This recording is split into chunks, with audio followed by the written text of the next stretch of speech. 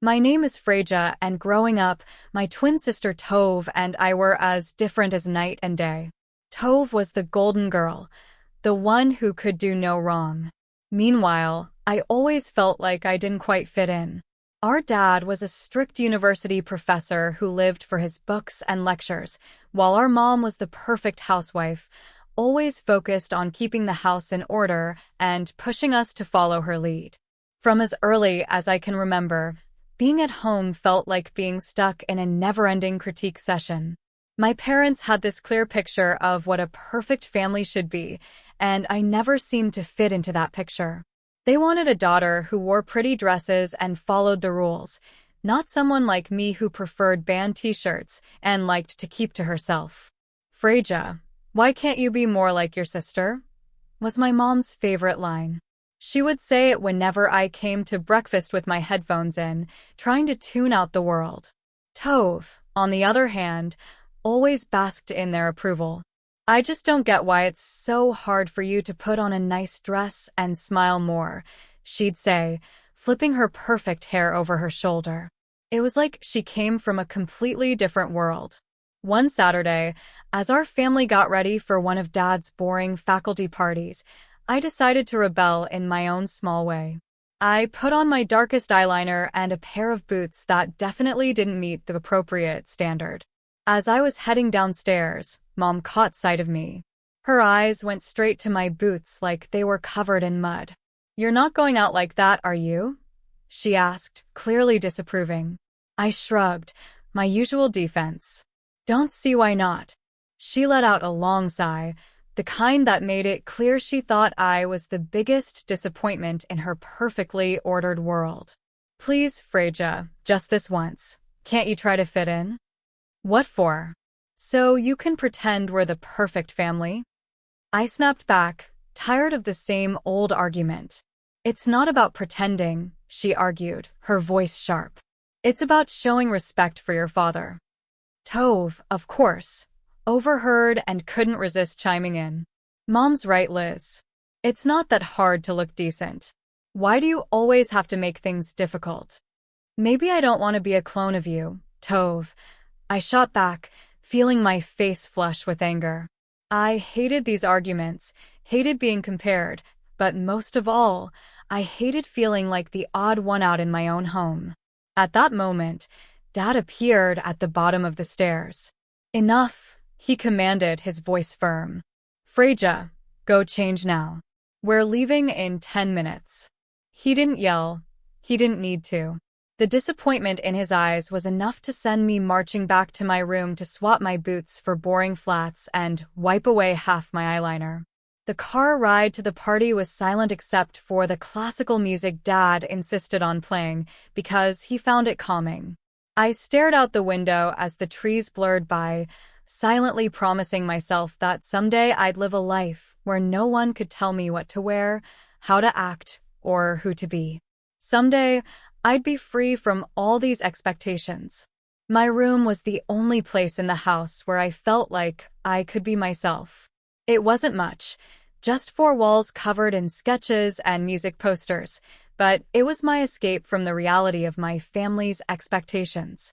One evening, as I tried to lose myself in a playlist of my favorite bands, Dad knocked on my door and walked in with his usual frown. "Freja, turn that noise down. And why haven't you studied with Tove today? You know you both have exams coming up." I pulled out one earbud and looked up at him, trying to keep my voice steady. "I've been studying, just not with Tove. I learn better on my own." Dad shook his head, clearly not believing me. "You know the rules. Your sister gets good grades, and you should be doing the same. I don't see why you always have to make things difficult." "It's not about making things difficult," I replied, my frustration growing. "I just don't see why I have to do everything Tove's way. Can't I have my own way of studying?" He didn't respond to that. Instead, he switched topics. "And those friends of yours, I saw you with them at the cafe. Yesterday, my dad told me he didn't think my friends were a good influence. He suggested I spend more time with the daughters of his colleagues because, in his words, they were more suitable." I could feel my temper rising. Suitable for what? For him? Just because they talk about economics and pretend to enjoy those boring university gatherings? Before Dad could respond, Mom appeared in the doorway, her voice sharp as she joined the conversation. Your father's right, Freja. Those girls come from good families, and they know how to behave. They're the kind of friends you should want. I stood up, facing both of them. What if I don't want friends who are chosen for me? What if I want to pick my own friends, choose what I study, or even decide what I want to be? Mom's tone was final as she replied, That's enough, Freja. You know your future is at the university. Your father has ensured that. After you graduate, you'll need to start thinking about settling down. We've already discussed this. Settling down? The words felt like a life sentence. You mean start thinking about becoming someone's wife, like Tove? Is that all you think I'm meant for? Mom's expression softened slightly, but her voice remained firm. We want what's best for you, Freja. Following the path we've set out will give you a good life. A good life. I echoed, the bitterness in my voice clear. Is it a good life if it's someone else's idea of what's good? Neither of them answered. They didn't need to. We all knew there was no point in arguing. They had their plans, and they expected me to fall in line, just like Tove always did. Tove and I were like two sides of the same coin, always together, but never truly on the same page. At university, where Dad taught, the differences between us became even more obvious. Tove was studying business management, always the golden child, nodding along in lectures and asking smart questions that made the professors nod approvingly. I was in the same program, but it felt like wearing a shoe on the wrong foot, awkward, uncomfortable, and just plain wrong. One afternoon, while I was buried in a mountain of textbooks in the library, Tove breezed in, her notes perfectly organized, her smile ready. Hey, Liz, you coming to the study group tonight? Professor Hall mentioned he's dropping by. It could be good for us to show our faces, she said, her tone light but insistent. I glanced up, feeling the weight of her expectations. No, I don't think so. Those things aren't really my scene, you know. She frowned, placing her books down with a thud that matched her disapproval. It's not about it being your scene, Liz. It's about making the right impressions. You need to start taking this seriously. We're graduating soon. I shrugged and turned back to my notes. I am taking it seriously, just not in a way that makes me miserable. Why bother pretending?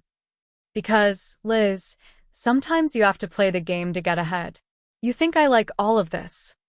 She gestured to her perfectly organized textbooks and color-coded notes. It's not about liking it. It's about doing what's necessary. I shook my head, pushing back my chair with a scrape. Well, maybe I'm tired of doing what's necessary according to everyone else. Did you ever think of that? Tove's voice softened, but her eyes remained firm. Liz, I'm just trying to look out for you. Dad's not going to be around to sort things out forever. What are you going to do if you keep alienating everyone? Maybe I'll figure it out on my own. Maybe I don't need to follow Dad's roadmap, or yours. I shot back, feeling a surge of defiance. Tove sighed, her frustration clear. You're so stubborn. Just try, okay? For me, if not for yourself. Show up tonight, talk to Professor Hall. It won't kill you.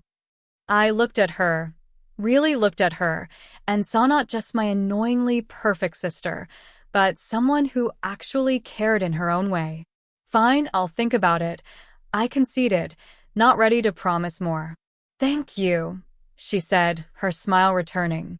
It's not that bad, you know. You might even like it if you gave it a chance. Doubt it, I muttered, but I knew I'd lost this round. For Tove, I'd show up, sit through another boring discussion, and nod at the right times. It was just a few hours, I told myself. How bad could it be? As it turned out, it wasn't as bad as I expected. Professor Hall was surprisingly interesting when he wasn't lecturing from a podium.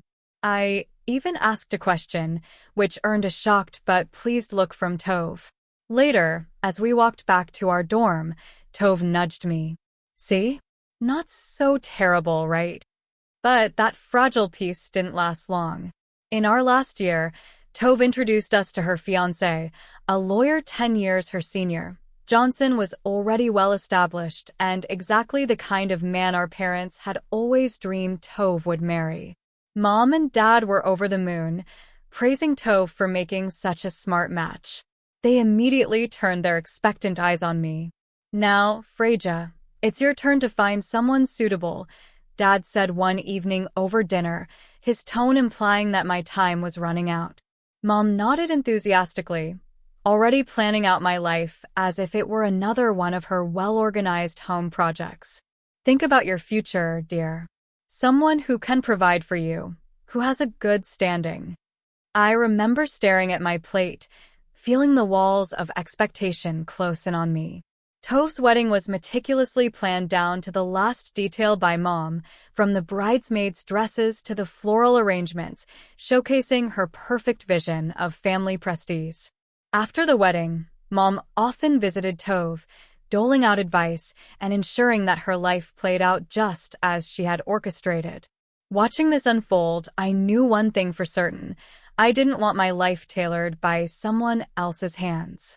One day, as I was walking down the street, lost in thoughts of how to escape the life my parents envisioned for me, I heard the deep rumble of a motorcycle approaching. Curiosity pulled me toward the sound, and that's when I saw him, Johnson. He wore a leather jacket and had a carefree smile that lit up his face. As he pulled up beside me, he called out over the roar of the engine, "You look like you need a ride," with a playful twinkle in his eyes. I hesitated, glancing back toward the path home, then at his outstretched hand. What did I have to lose? Sure, why not? I replied, my voice a mix of nerves and excitement. Climbing onto the back of his bike, I felt a rush of adrenaline as we sped away. The wind whipped through my hair, and for the first time in a long time, I laughed, genuinely laughed. Johnson shouted something about showing me his world, and I held on tighter, not wanting this moment to end. We stopped at a diner frequented by bikers. Over burgers and fries, Johnson told me about his life as a welder, his passion for bikes, and his love for the open road. It was so different from anything I was used to, raw and real. "Don't you get scared living like this?" I asked, my voice barely above the clatter of plates and chatter around us. Scared? No, it's thrilling. You never know what's around the corner. Isn't that better than having everything planned out for you? He replied, his eyes lighting up with each word. Over the next few weeks, we met secretly. Each ride on Johnson's motorcycle pulled me further away from the life I was supposed to live and closer to the life I wanted. The speed, the adventure. It wasn't just about the thrill. It was about feeling alive, feeling free. One evening, as we watched the sunset from a secluded overlook, Johnson turned to me. "Freja, I don't just ride to escape. I ride to feel alive, to make every moment count. With you, every moment feels like it's worth something." I leaned into him, my heart beating fast. "I've never felt like this before. You make me feel free, Johnson." He smiled, pulling me closer. "Then let's not go back to just existing. Let's live." 6 months with Johnson felt like a lifetime of moments I had always dreamed of. The day he proposed under the stars, with the gentle rumble of his bike in the background, my heart screamed, yes, before my mouth could form the word. It was perfect, except for one looming hurdle, my parents. I wrestled with the fear of introducing Johnson to them. He was everything they disapproved of, his rough edges, his wild spirit, his simple yet content life as a welder. But love bolstered my courage, and I decided it was time they knew. The day I brought Johnson home, he was dressed in his usual attire, a leather vest, black t-shirt, ripped jeans, and a bandana. I loved that about him. He was unapologetically himself. As we walked up the driveway, I could already feel the weight of my parents' judgment. When we stepped inside, Mom's face went pale at the sight of Johnson. Her eyes widened in shock. "What in the world, Freja?" she gasped, her voice barely a whisper. Dad's reaction was harsher. His words were sharp as knives. "Who is this, and why is he dressed like a thug in our house?" I took a deep breath, steadying my nerves. "Mom, Dad, this is Johnson. He's the man I love. We're getting married." Their silence was deafening. Then Dad turned to Johnson, his tone laced with disdain. "Married? What do you do for a living, young man? What are your qualifications?" Johnson, bless him, didn't waver. "I'm a welder. I took some specialized courses after high school and—" Johnson looked my parents in the eye, unwavering as he spoke. "I work hard, and I make an honest living." The look on my parents' faces was a mix of horror and disbelief. Mom looked like she might faint. "A welder, Freja? You can't be serious," she said, her voice trembling with shock. Dad's voice rose with anger, flaring like a match struck too close to fuel. "You expect us to give our blessing to this? To throw away your future for a welder?" I felt my resolve harden, like steel being forged in the fire. "Yes, because he makes me happy. Isn't that what should matter?" Mom's voice was tremulous, as if she couldn't grasp what was happening. "But the life you'll lead will be the life I choose," I shot back, my voice gaining strength with each word. Dad shook his head, his decision clear and final. "We cannot and will not support this. If you choose him, don't expect to be a part of this family." The finality in his tone broke my heart, but not my decision. Johnson squeezed my hand, giving me the strength to face them. "Then I choose Johnson. I choose us. I choose my happiness." Mom's eyes filled with tears, and Dad's jaw clenched tight. "If you walk out with him, don't bother coming back," Dad said, his voice cold and unyielding. As Johnson and I walked away from my parents' house, my heart was a tangled mess of emotions, pain, relief, excitement, and fear all mixed into one. The night air felt different, like each breath I took was a step further into a new life. We rode in silence for a while, the only sound the steady roar of the motorcycle beneath us. When we finally stopped at a small diner on the outskirts of town, Johnson turned to me, his face serious. "You sure about this, Freja? I mean, really sure. There's no going back after tonight," he said, his eyes searching mine for any hint of doubt. I nodded, squeezing his hand tightly. "I've never been more sure of anything. Being with you, this feels right. It feels like what I'm supposed to do." He smiled, that reckless, charming smile that had won me over the first day we met. "All right then, let's do it. Let's start our life together." Inside the diner, we found a quiet booth in the corner. The waitress brought over 2 coffees without asking, and we sat there planning our next steps. "So, what's first?" I asked, stirring cream into my coffee and watching it swirl and blend. "We'll need to find a place to stay, at least for a while. Then, maybe look for jobs. I have some buddies who can help us get started," Johnson replied, his tone practical but optimistic. "It's going to be tough, isn't it?" I said, more a statement than a question. The reality of what we were doing was beginning to sink in. Johnson reached across the table, his hand covering mine. "It might be, but we'll handle it together. Tough is nothing new for either of us, right?" I couldn't help but laugh, a short, sharp burst of genuine amusement. "Right. Together." We spent hours in that diner, talking and planning. Every so often, Johnson would throw out an idea that sounded so wild, so free, that it made my heart jump. "And maybe one day, we'll save enough to take that road trip across the country. Just you, me, and the open road." I like that, I said, allowing myself to dream bigger than I had ever dared. Riding back into the city, we began our search. The next few weeks were a blur of activity. We found a small apartment on the edge of town. Nothing fancy, but it was ours. Johnson found work at a local garage, and I picked up shifts at a nearby diner. Life was hard, but it was ours. We made do with what we had, and every night when we came home to each other, it felt like we had everything. Months later, we decided it was time to make it official and got married in a small, intimate ceremony. I held on to a sliver of hope that my family would show up, that they would see how happy I was and let go of their prejudices. But the chairs reserved for them remained empty, and no congratulatory messages came. Despite the sting of their absence, the day was perfect, because it was ours. Over time, I grew incredibly close to Johnson's mom. She welcomed me with open arms, calling me her daughter and filling in the gaps left by my own family. Her warmth and acceptance healed some of the wounds left by my parents' rejection. Things were finally looking up for Johnson and me. After he completed additional diving training and became a certified underwater welder, his income shot up to $300,000 a year. We were no longer just scraping by. We were thriving.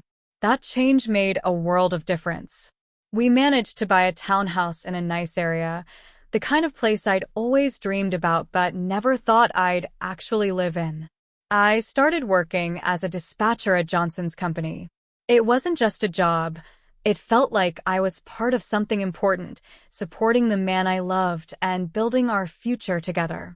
On weekends, we'd escape the city on his bike, roaring through winding roads and taking in breathtaking views of nature. Those moments, with the wind in my hair and his warmth against my back, were pure bliss. Living nearby, my mother-in-law became a frequent visitor. One afternoon, while Johnson was tinkering in the garage and I was fixing us some coffee, she arrived looking a bit troubled. "There's been some ugly news," she said as she settled down at the kitchen table. Something about a professor at the university involved in a harassment scandal. My heart skipped a beat. Oh, did they say who it was? I tried to keep my voice steady, dreading the answer. She shook her head. No, they didn't mention a name on the radio, but you know how these things go. It's probably all over the TV by now. Nodding, I flicked on the television, tuning into the news. Sure enough, there was a report on the scandal, and as I had feared, my father's face appeared on the screen. The anchor detailed accusations against him, and I felt a cold wave of disbelief wash over me. Turning off the TV, I sat down heavily, trying to process the news. Johnson came in, wiping his hands on a rag, and saw my face. "What's wrong, babe?" he asked, his brow furrowed in concern. I swallowed hard, my voice barely a whisper. "It's my dad. He's been accused of harassing a student." Johnson's expression hardened for a moment before he came over and took my hand. "I'm sorry, Freja. That's tough news. How do you want to handle this?" I shook my head, not really sure of anything at the moment. "I don't know. I mean, what can I even do?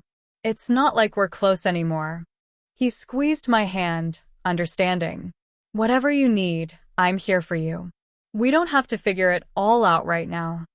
I decided to wait and see how things unfolded before making any moves.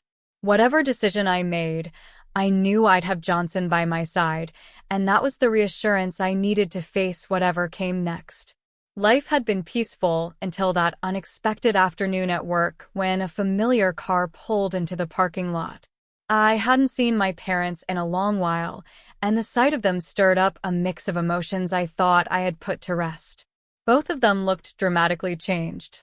The scandal had taken its toll. Mom had lost a lot of weight and looked years older, while Dad appeared broken, a shadow of the stern man he once was. My mother spotted me and rushed over, arms open as if nothing had happened, as if years of distance and disapproval could be bridged in an instant. But I couldn't embrace her, not now. Instead, I stepped back and took Johnson's hand, looking for strength in his presence. Freja, it was so hard to find you, Mom said, her voice cracking with emotion. Dad, ever the gruff one, cut to the chase, his voice harsh and bitter. I was accused unfairly, you know. I went to your sister's husband for help, but that bloodsucker wanted a fortune. Your sister sided with him, and now they've kicked us out. We need your help. I stared at them, disbelief and anger swirling inside me. Help? After all these years, you show up and demand help. We have nowhere else to go. Mom's voice was desperate. They've disowned us too. We thought maybe we could stay with you. I almost laughed at the absurdity. Stay with me? After you disowned me? You made it clear I wasn't your daughter anymore. Dad's face turned red, his old temper flaring up. You owe us, Freja, after all we've done for you. That's where you're wrong, I interrupted, feeling Johnson squeeze my hand in support. I don't owe you anything. You threw me out because I chose my happiness over your demands. And now you want what? To just move in and pretend like we're a family. The situation was spiraling, and I could see people watching, a crowd beginning to form. Mom started to cry, her sobs loud and attracting even more attention. You're being ungrateful after everything we've done for you, she accused through her tears. I took a deep breath, my decision clear. No, Mom, I'm not ungrateful. I'm free and happy. You made your choices, and now you have to live with them. As we walked away, I heard my dad yelling, but Johnson leaned over and quietly told the security team, "Don't let them come here again." The following months flew by, filled with love and peace. We welcomed a son, a new beginning in our growing family. My parents never came back. That day in the parking lot was the last I saw of them, and while part of me grieved for what could have been, I knew I had made the right choice for me and for my family.